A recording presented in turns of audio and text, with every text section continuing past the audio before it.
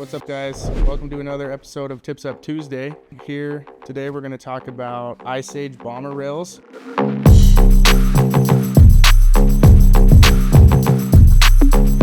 This is something that we like to put on all of our sleds, not only for just going big and sending it, but also for early season when we're out exploring and checking snow conditions and whatnot. So these are so strong because they are cut from single piece billet aluminum. They're machined in-house at IceAge Performance.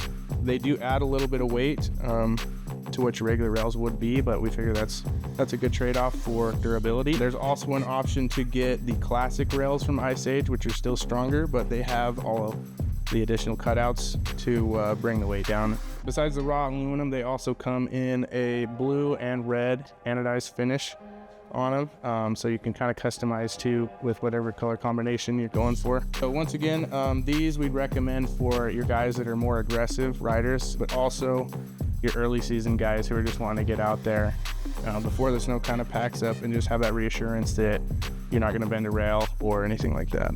We do have these available. We're set up as an IceAge Performance dealer now, so if you are interested in getting any of their products, then had any more questions or anything, you can get with them, but also us, and we can get some parts orders for you, and we can also help you out with install.